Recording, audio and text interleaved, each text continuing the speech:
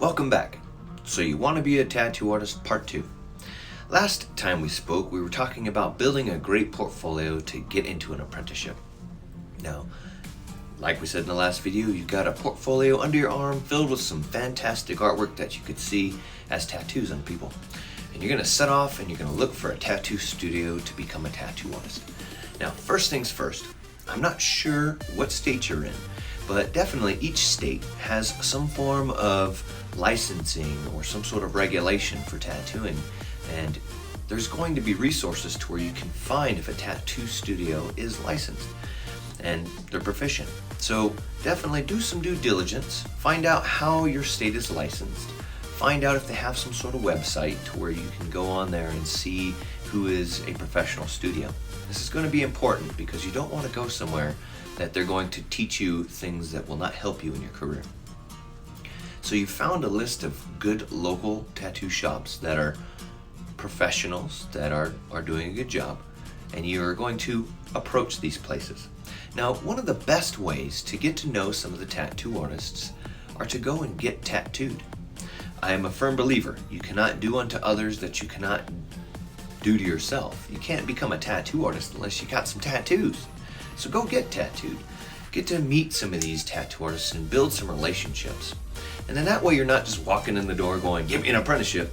You're getting to know these guys and gals and get to slowly build up to like, hey, I'm interested in tattooing. Check out my portfolio.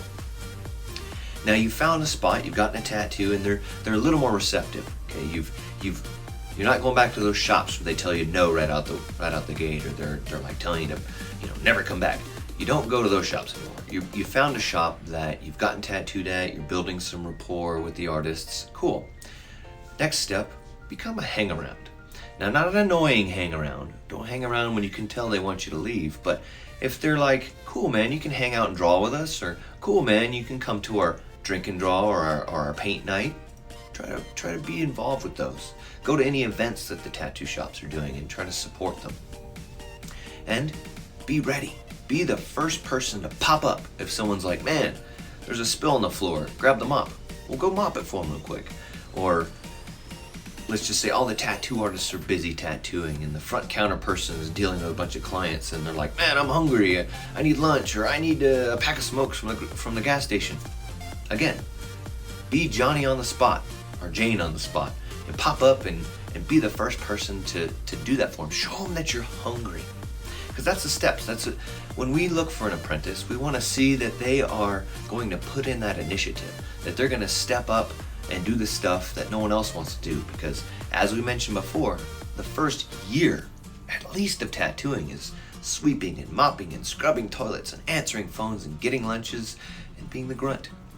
You got to accept that. Now, before we go any farther though, let's talk about licensure. I know licensure and regulation is a little bit of a dirty word, but it's something we have to address and face, that hey, tattooing's mainstream today and you gotta become a professional. And with my position on the board, I see so many people get into these apprenticeships that they're lied to. They're not told everything they need to know to become a professional and end up getting screwed in the long run. So, what do we need to learn about licensure? Well, each individual state's a little bit different, and you're going to have to find a mentor or a sponsor that is already licensed, that can make sure that you're going to go through the proper procedures. Because here in New Mexico, you actually have to get a license to become an apprentice. And so many times I see apprentices go through 1, 2, 3, 4 years without ever being a licensed apprentice. So all that training was null and void. We don't want that to happen. So we're going to discuss licensure and some of the proper steps to address this dirty word with your potential sponsor and mentor, so that way you can make sure that after you've put in the work, you've swept the floors and mopped and you've done all the grunt work, that you're going to be taking the proper steps to becoming that professional tattoo artist. So next video we'll address some of that topic.